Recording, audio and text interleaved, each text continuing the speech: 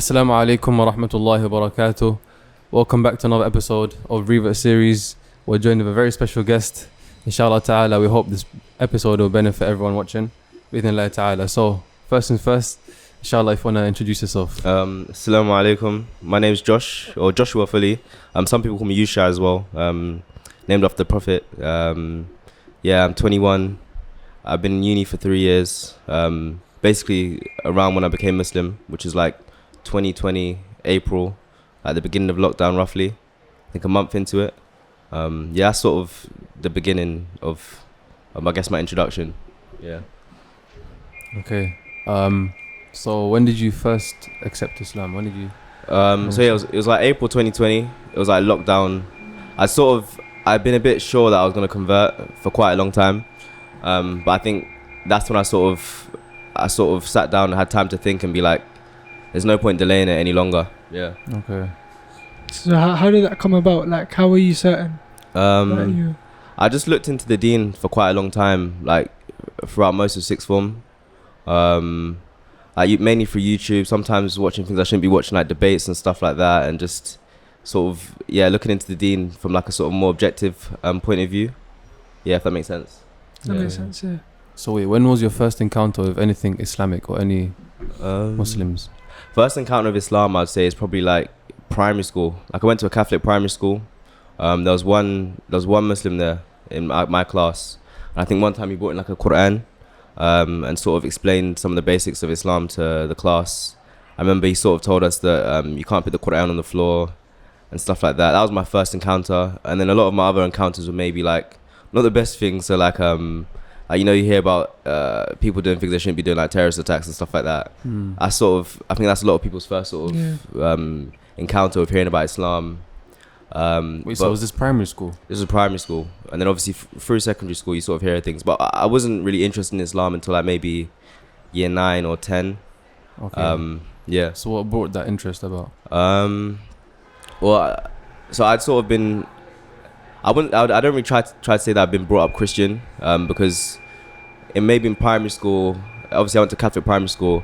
I went to a Catholic church for a bit, and my grandma was sort of religious back then, so I would go to her church sometimes, which was like more Pentecostal, and I had like a Bible, like a picture Bible and stuff like that. Okay. But I wouldn't say I was brought up Christian, because I think I stopped sort of practicing any of that before I became sort of more like mature, as in like sort of when I reached puberty. Okay. Sort of thing. So then I was sort of more of an atheist. That's how I sort of looked at the world. Like everything is in like science, objective and stuff like that. And I tried to understand the world through science. So I think my first sort of the time where I sort of started to respect Islam as a religion, because I didn't really respect religion much. I think that was when someone sort of explained a sort of scientific miracle to me. Obviously, there's some problems with a lot of scientific miracles, but that was when I sort of started to think, like this could have a bit of truth in it. Because I think a lot of people that are atheistic, they sort of think of religion as just very subjective. It's like emotions and stuff like that. So when I sort of heard about science, I was like, there might be a bit of truth in this. And I think that sort of maybe planted the seed in my head that like Islam could be true. I think that's important, because a lot of people think that's just purely faith-based, like blind faith.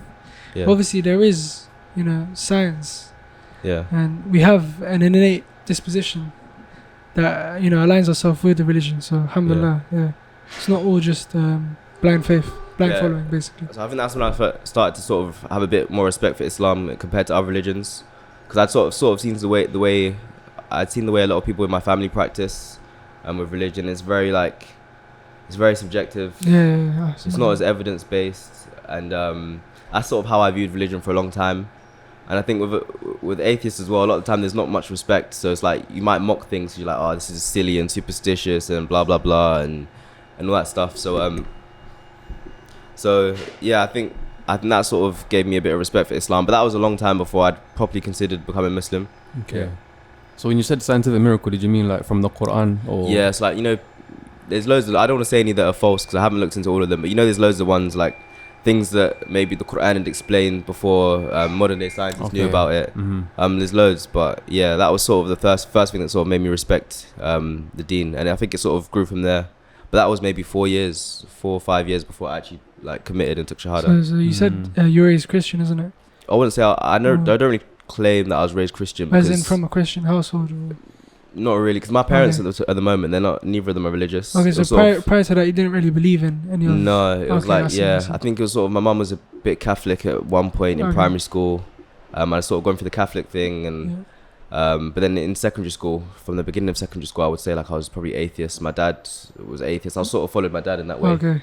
And my mum's not really religious now, so I would never claim that I'm from a Christian background. I think it's a bit misleading. No, I understand. Yeah. So it was more cultural kind of Christian. Cultural, in a way. Inherited kind of thing. Yeah, in a way. Yeah. So what was, so you had a phase where you were just agnostic, I'd say? It's sort of, there's a gradual sort of change. So I think it started as sort of atheist maybe in year 7, and then I think when I started to realize that I couldn't back some of the claims, like to be atheist basically means you're saying there's no God, like 100% sure or 99% sure, whatever, there's no God. I think when I sort of started to realize that I couldn't really back that up, I think it sort of trickled into agnosticism, because then you can say like, oh, I don't know, you can sort of sit back and you don't have to back your claims. So I think it trickled into that. And then when I started to learn more about Islam, I sort of started to believe in a God more. It wasn't like I believed in a God and then I became Muslim. It was more so like Islam makes a bit more sense than a lot of the other things that I believe in. So I'm starting to believe there is a God, and it was a gradual change, I'd say. Yeah. Okay, so when you were quote unquote Catholic, Christian, whatever, did you believe in their beliefs or just culture type of thing? A lot of it I don't remember, because I think it was like primary school. But I would read a Bible. I'd like some of the stories. Like I think I used to like the story of Solomon, I think it was. And that was about it. It was very surface level. And I think with my primary school as well, a lot of people, they went to Catholic church so they could get into a Catholic school that was like kind of respected. So there was an aspect of that. But I would never say like I could never claim I was Christian. I think it's quite misleading, so I was quite young. And just so the audience knows, yeah, like, what's your heritage? Where do you live? Like, what area do you live? Like, so like, I'm from South London. My family's like Jamaican heritage, but my parents are both born in England, so I'm not really that like fresh. Cultural. Yeah, it's quite English, I'll say, sort of. Yeah, my grandma was like born in Jamaica, but she came over quite young, so it's kind of like that. Yeah. So what was your first encounter of anything that's some sort of misconception? So I think first misconception a lot of people have is sort of they associate Islam with terrorism. I think a lot of people, they see terrorists as like the practicing Muslims, and then people in the West are a bit more, I guess, neutral maybe because they're not as serious with Islam. So I think a lot of people associate terrorism with actually coming from Islam, even if they don't say it. But I think as I sort of learned more about Islam, you see there's practicing Muslims that are very serious, that are completely against terrorism. You see how it's not from the religion, it's people misinterpreting things. So that was sort of a misconception that got cleared, I would say. Okay, yeah, that's a very big one, isn't it? Everyone thinks Muslims are terrorists, etc. From a lot of media shows and stuff like that. But then you see Muslims that are very in touch with the traditional Islam, but then they're against terrorism, and it sort of opens your mind rather than think it's just like the liberal ones that are against terrorism and stuff like that. The washed-down Muslims in the West. Yeah. I understand. Okay, so how was your story when it came about you becoming Muslim? Like, how did it happen? So when I started to probably consider Islam, I had a few friends that were Muslim from school. My secondary school wasn't Catholic or anything, but obviously I had some Muslim friends. And I'd start to look more into religion, and I asked them questions and stuff like that. Like there was a point where I think I was asking them more questions, and they were like telling me, and I was sending them more things, and they were sending me. So I think it sort of gradually sort of increased, and then people realized that I was quite serious. So I had one friend that invited me over to play football with some brothers. And that was sort of a good way to sort of learn more about like how Muslims behave, and for some people to like sort of give me the answers to the questions that I didn't know. It was like with a lot of friends. Obviously, there's loads of details that I don't know if it's necessary to go into, but it sort of worked through that way. Like I'd gone to a mosque with some of the friends that I met through football, and sort of speak to an imam. I didn't take shahada then because I wasn't really sure back then. But it was sort of just a gradual increase in sort of understanding the religion and the sort of fundamentals of it. Yeah. So what incentivized you to like take this journey? And were you confused? Were you like, were you trying to find a reason behind like what you do on a day to day? Like, I don't think it was like I was just lost and there was no reason. And then I looked and then I found Islam. I think it's like I found Islam and I was like, oh yeah, this could be the reason. Oh, okay. So obviously my curiosity was just like, it was peaked, I guess, and I just kept on having to look into it. Okay. I felt like every day I had to at least learn a bit more. Yeah. And sort of understand it a bit more. And it sort of came to a point where I think like I knew I was going to convert, but I was sort of just waiting for it to happen. And yeah, there was a lot of help that I had from Muslims at school. But some people were a bit maybe too like, oh, you have as much time as possible and you can take your time and stuff like that. But I think when I was sort of in that waiting stage, I asked a friend,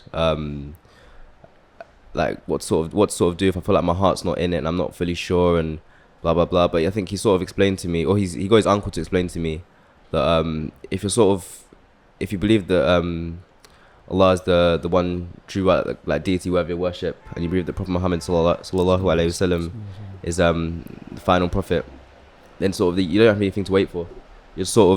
You're delaying it for no reason. Yeah. So I think that sort of made me realize like maybe I'm not gonna be fully sure until I actually take Shahada. I'm not gonna fully like have my quote unquote heart into it until I take Shahada. I think as well, some people told me like, or they sent me things of like people saying, oh, I had a dream and then I took Shahada. So I think my understanding was that I had to have some sort of enlightenment or supernatural sort of awakening. But I think for everyone it's different. Some people, that's the way they're guided. They might have a dream, or it might just be like something came over them, and that's perfectly fine. But for me, it was very much like objective. Not saying like I read crazy books. A lot of it was just YouTube. But for me, it was more so I tried to look at things from an objective way. Perspective, yeah. And that was I think that was sort of the way I'd been nurtured with like being quite atheistic and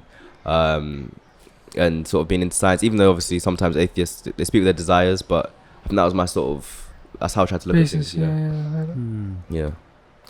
So that's kind of like what you said about people saying I feel half-hearted and I have to wait until my heart's fully in it. What does that even mean? Like, because you obviously been there. What does that even mean? That's the thing. I don't think people know. I think I didn't know. I was like thinking, oh, do I have to have a dream? Do I have to have like some crazy awakening? But your iman's not really going to develop until you actually take shahada. You start praying and you start practicing like the fundamentals of the religion. So there's always an aspect that you're going to be missing until you take shahada.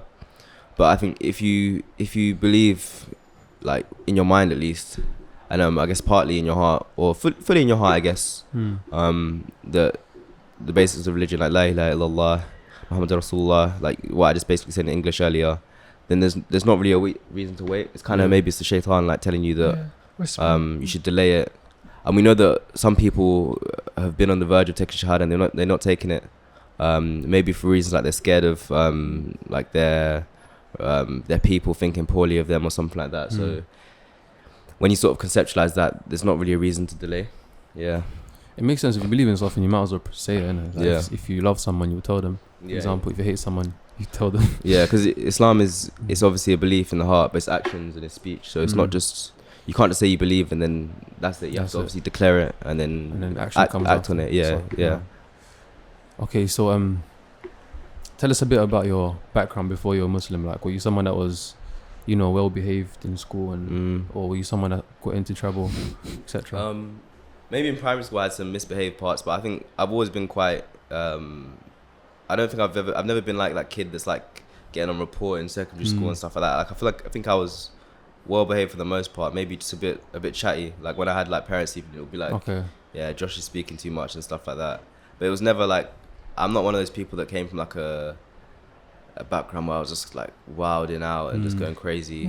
I think, it's just there's this stereotype that you have to go to prison, you have to, I think you have to be a criminal. Yeah, I think a lot of people. I think the reason why I haven't really gone on a platform and given my sort of stories, I think I don't really think of anything like amazing about it in terms of like I came from some crazy background or I had some crazy dream, but then I realized that maybe there's benefit in just explaining that it was just a normal sort of process. It wasn't like anything mad that happened. I'm pretty sure quite a few people are in your situation, like just normal people just became Muslim. No crazy story, nothing. So they think maybe is my shahada accepted if I didn't go through something crazy, you know what I'm saying? So it's good that you're sharing this with us. Okay, cool. So what about your friends at the time, the Muslims one that told you about Islam and everything? Were they normal or? Partially, so like there was some Muslims, like it was a mixed school, like it was a non-religious school. Like I had a friend that I used to walk to school with, and he'd sort of tell me things. Had another friend I used to walk to school with. It's more so me asking with him. Like I'd ask him about different things, like hadith rejectors and stuff like that, and he was like, "No, you can't reject the hadith and say you follow the Quran and stuff like that." So I'd ask questions, because obviously with the internet, it's a double-edged sword. There's a lot of things you can learn, but sometimes it does get into like niche groups, and like things are a bit controversial. So I was sort of taking in a lot of information and then asking about it. And yeah, so it was quite beneficial to be around Muslims, but obviously it wasn't just like I was around all Muslims and I was brainwashed. There was quite a few non-Muslim friends as well and stuff like that. Yeah. Okay. So would you say your Muslims are practicing, or just normal Muslims that prayed and happened to tell you about Islam? I'd say it's just normal Muslims. I guess I sort of consider most people that pray 5 times a day practicing to some extent, because there's a lot of people that don't. Yeah. But yeah, I think at the time as well with our school, I think a lot of people, they became more practicing when they left school. Okay. Yeah. But I think some people that are not practicing, they have a love for Islam and conveying it still. Yeah. They've not. Yeah. That's one thing as well that I realized. Like, if you have friends that are non-Muslims, it doesn't matter if you're not the most practicing person, but for you to just be proud of your religion, it can go a long way, I guess. Yeah. Because I guess your friends that you had, they were proud of their religion, that they were spreading it and stuff. Yeah, exactly. Even though they might not be the best of Muslims, but yeah, you hear of drug dealers converting because they're drug dealer Muslim friends, which is obviously not the best thing, but it's a thing that happens, and it's the way people are guided. Obviously, everyone's guided in a different way, as I said earlier. So you should never shy away from your religion, man. Yeah. So it doesn't matter if you're a sinner, like because if a person with no sins were to spread the message and give advice, then no one would be able to do it. Yeah. Just touching on that, before you're Muslim, were there some things you're like, if I become Muslim, I'm gonna have to leave off this and this? So did that sort of hinder you converting or reverting? Yeah, because obviously a lot of things you're told that it's haram, this is not allowed. I don't know if it hindered me. I think maybe I think the way I wasn't really into like partying or anything like that, so I wasn't too involved in that lifestyle or drinking. I never got into drinking like that. So it wasn't I don't think there was vices like that I had to get rid of. But I think all the things that I tried to quit, or I sort of strive to quit, I saw benefit in quitting them. So it wasn't like a burden. Like with music, I reduced it heavily before I took Shahada. Like I think it was the end of sixth form, and I was like listening to podcasts instead, and then that led into lockdown when I took Shahada, and that was even partially because of a non-Muslim I was speaking to at school. He said like, instead of like listening to music all the time, he reads books. So I was like, there might be a benefit to like maybe reading books, or even though I didn't really read many books, but it might be a benefit to like not always listen to music, because it was something I was quite heavily into. So I think that was the main sort of thing. But I think my advice as well to people that are sure of Islam but they've got like vices or they've got habits that they're struggling to quit, I don't think they should think about it too much. I think people should think about the fundamentals. Like obviously you enter the religion, the Shahada, and then you try and start praying. It's the most important thing. And with the prayer as well, you sort of start to leave off the sins. Like I don't know the ayah in Arabic, but I think there's an ayah that says like with the prayer it allows you to leave off sins. So that's sort of my advice to people that are they're sure of Islam but they think, I'm not good enough and stuff like that. It's just the shaitan like telling you to delay it. Yeah. I think you have to take the first step, isn't it? Yeah. And obviously a lot of people say a Muslim that sins is better than a non-Muslim. Just generally speaking. So yeah, I think that the whole delaying thing, a lot of people think there's a benefit in it, but there isn't really much benefit in it if you're sure of the fundamentals. And also at the same time, like you don't know if you'll live to see the next day. Yeah. So that could be like because taking a shahada is like your first and foremost, your sins are wiped away. Like your previous sins are erased, right? So it's like a clean slate. Yeah. And obviously you've submitted your will to God, to Allah, subhanahu wa ta'ala. Imagine you knew Islam was the truth, but you didn't accept it, and the next day you pass away, and you tell yourself, all I had to say was just this one statement. Yeah. All I had to say was profess what I believed inside. That's such a big regret to have. A lot of people think they need to have witnesses. A lot of people think that they need to tell everyone instantly. But that's not really the case. Within reason, you can like hide your Islam for a bit whilst you're trying to sort of establish yourself. Obviously, with some people, it's hard to hide it, but it's not something where you have to proclaim it to the world and then become like some sheikh in like a minute or anything like that. Like, you can take it quite gradually. And there's the example from like when the Quran was revealed. It was mainly like Tawheed that was being sort of conveyed and belief and fundamental beliefs, and then the rules started to come in Medina, right? And then once the rules have come, people believed, so they sort of just gave up everything easily, like alcohol, putting on like hijab and stuff like that. So I'm not saying that people should just sin, but it's sort of establishing your faith and your belief. With that, I think the rules will come, inshallah. Everything else will come after, just like a cake. Take the slice bit by bit, instead of everything in one go. I wanted to ask you a question. So after you became Muslim, like, were you kind of swaying between different, you know how Islam there's like sects in it, so were you swaying between different sects, taking knowledge from everyone? How did you come across the straight path? Or you just introduced it straight away? Inshallah, we're on a straight path. Yeah, inshallah. Yeah, inshallah. You don't know. Well, you know to an extent, but But I think most people that convert, they know they're not Shia, basically. That's 99% of people. They know that. So there's that. But then obviously, as I said, with the internet, you learn some things above your level before you get to it. So you might be on the internet, you're seeing about different groups like Ashari and all these things that you sort of, it might be above your level. So I don't know exactly when I started to see about these things, but I started to see about these things and I sort of started to ask questions.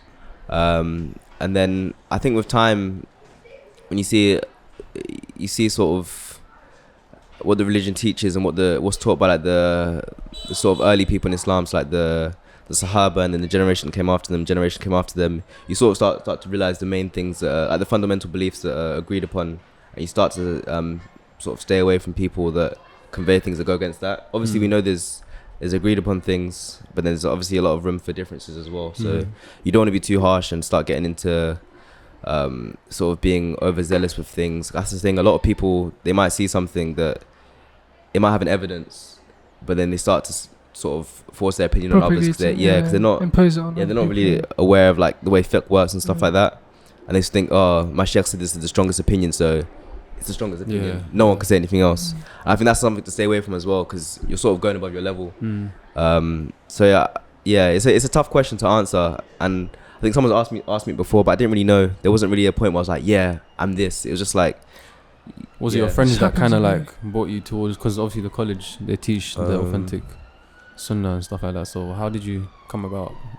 I don't know. I think most people, for the main part, laymen, I think they're upon obviously there's some problems that some laymen have, but I think laymen for the most part, they're upon a generally straight path.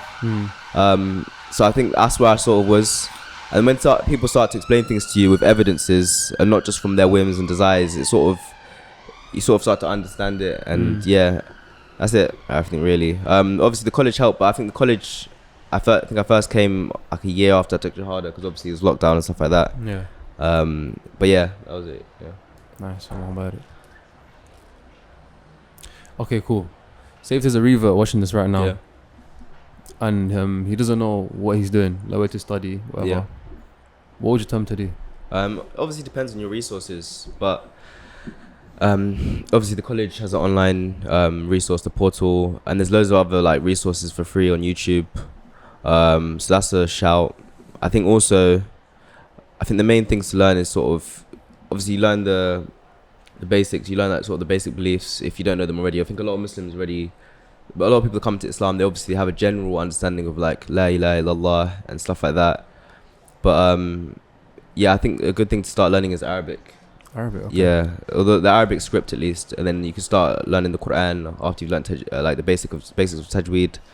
And that was something I was sort of blessed to be taught without even asking. Like, I had a brother that reached out to me that I knew from before I was Muslim, and he sort of offered to teach me.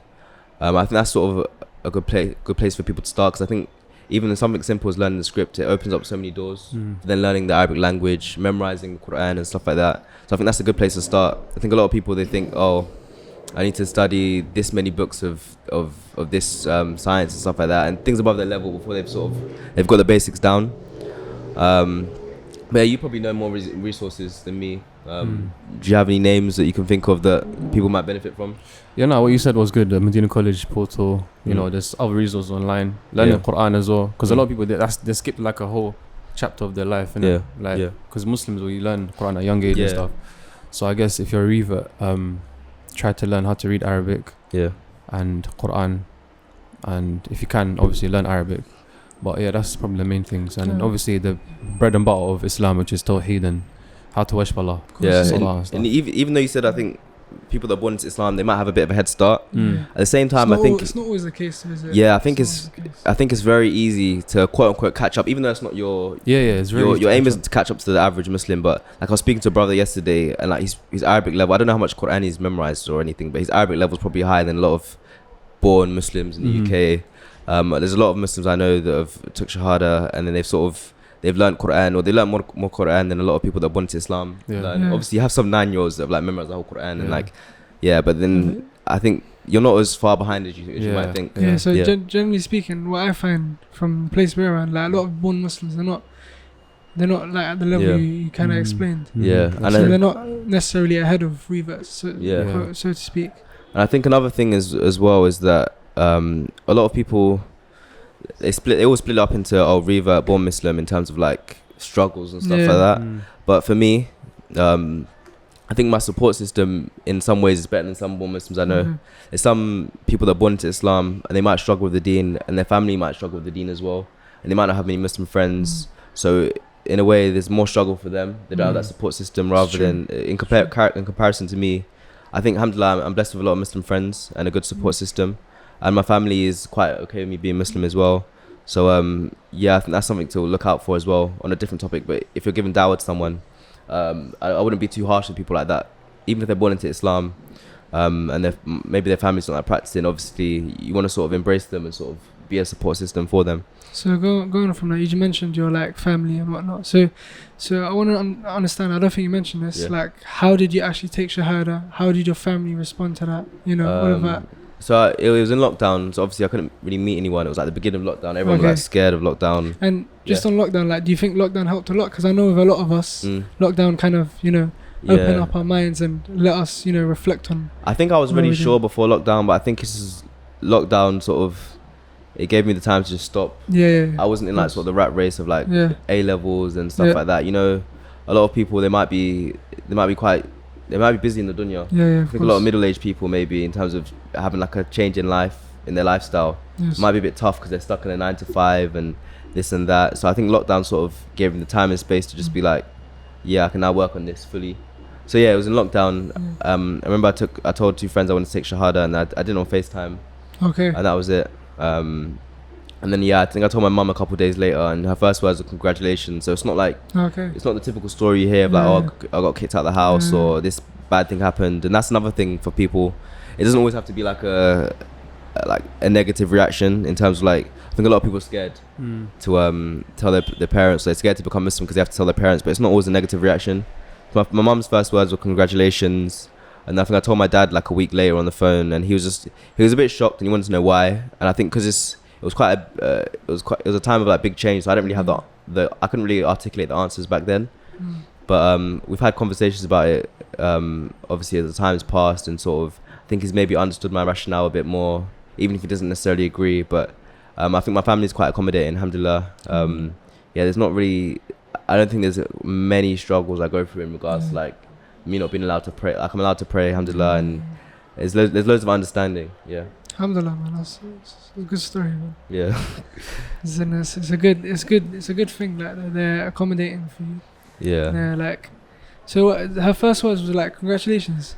I think congratulations. She was just happy I told her I was Muslim and not anything else. Why was she happy? It's just I think she's just generally happy that I sort of found what was like, I guess for me. I think that's sort of her understanding of things. That makes sense. Alhamdulillah, man. Alhamdulillah, that's good, man. Someone watching this right now, on the verge of accepting Islam, but has a few reasons. Maybe he's struggling with a sin and he's scared that if he becomes Muslim, he's going to be judged or something. Maybe he has a few doubts, or maybe he's just scared of what his family's going to say. what advice would you give this person watching right now? With regards to doubts, I'd say try and find maybe a local imam or someone online that you can speak to that's trustworthy and knowledgeable, that you can sort of address the doubts to. Because obviously for me, I think a big thing was doubts as well. You sort of some controversial topics that it might take a long time for your head to get around. Mm-hmm. So I think address that with an imam. But if you're like sure and there's no doubts and you're just delaying it, I think as I said earlier, it's just like you have to just sort of like pluck up the courage and sort of just do it. Yeah, because it like when you're gonna be ready. I think for a lot of people, it's like just waiting for no reason. And there's so many people that are close to accepting Islam, but they're just waiting. Yeah, and it's a very common thing. Yeah. Just another question. It might be a deep one, innit? So get ready. It's a common question, even we should ask ourselves, to be honest. Why are you Muslim? So I had my reasons. Some of these reasons I had before becoming Muslim, but I think I've sort of, as I've learned more about the deen, my reasons become more firm. But I think I usually break it down into 3 things. So the first thing is that Tawheed. And with Tawheed, I think it makes sense in most people's heads. There's one God, there's one true deity worthy of worship, the sustainer of everything, and obviously has these beautiful names and attributes. So I think that's sort of a fundamental thing that a lot of people believe in. It's fitrah for a lot of people. People that aren't practicing any religion, a lot of people believe in that. And for me as well, obviously I wouldn't say I was brought up Christian, but with my Christian my Christian background, like with the Old Testament, you only really hear of one God being referred to. Like you have Hear Israel, like your Lord is one. You have things like that in the Bible. So you hear about like one God, one God, one God. And then it also makes sense, like even the Quran gives you like, I guess you could say logical arguments, or it gives you arguments that make sense and make you sort of think, like if, along the lines of like if there was more than one God, they would have conflict. Mm-hmm.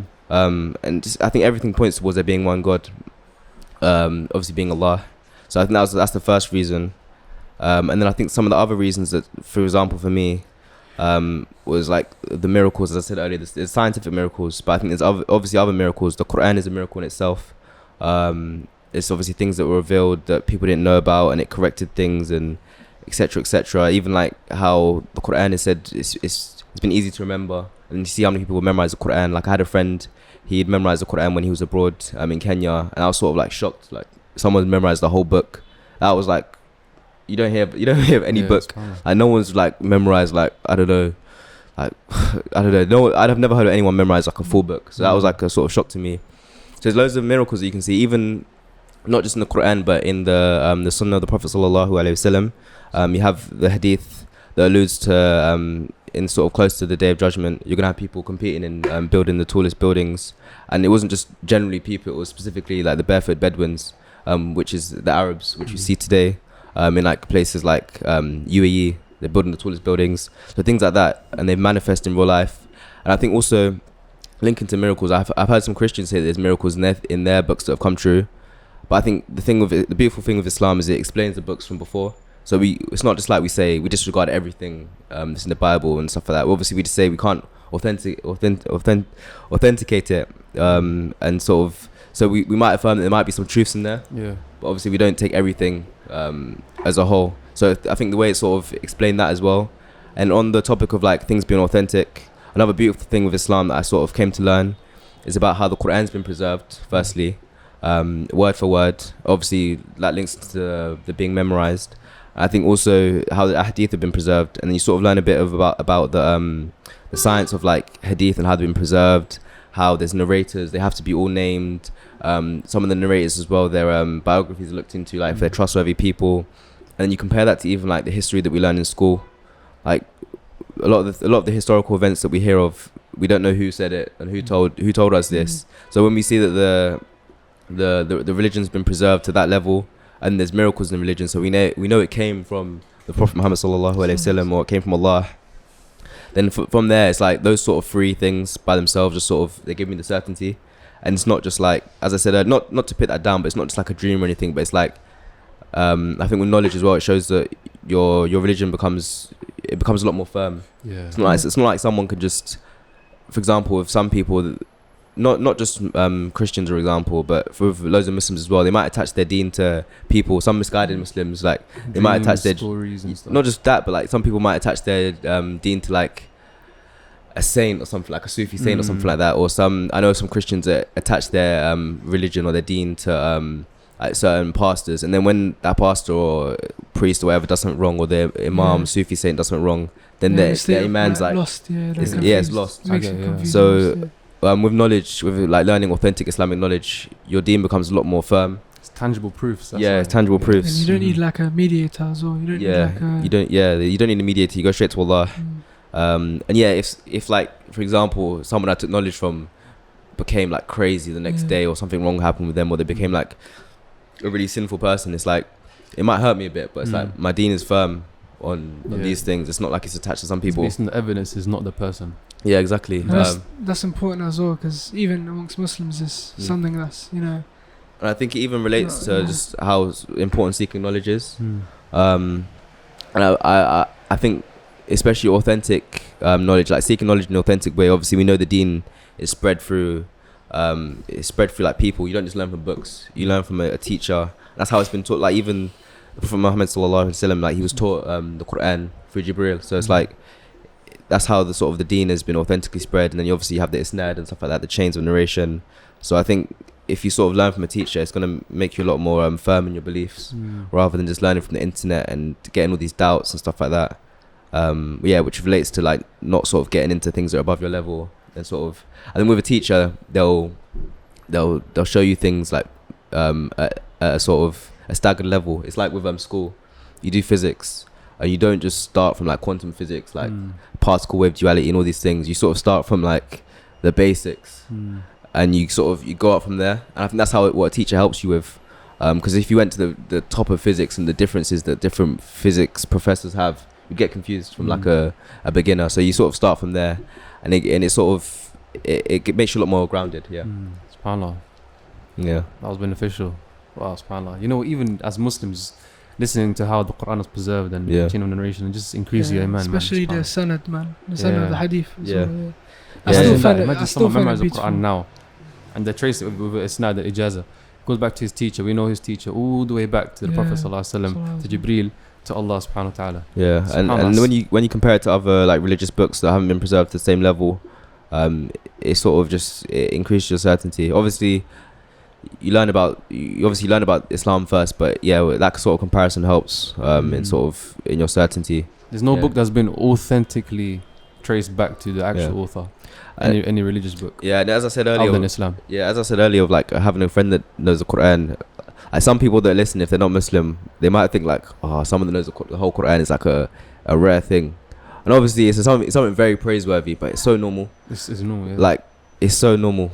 As you guys probably know, it's like it's not really a crazy thing. Maybe if someone's like gonna memorize the 10 qira'ats and stuff like that, it's like that's like very rare. But someone that's memorized just the Quran in like halves, it's like it's so normal. And it's a book of 600 pages, roughly 600 pages. Obviously 30 juz.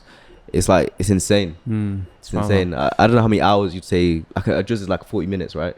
Roughly. To read, roughly. So like 40 times 30. I'm not gonna do the maths, but it's like hours worth of words that someone's memorized. It's like it's insane, and it's been sort of foretold in the Quran. Yeah.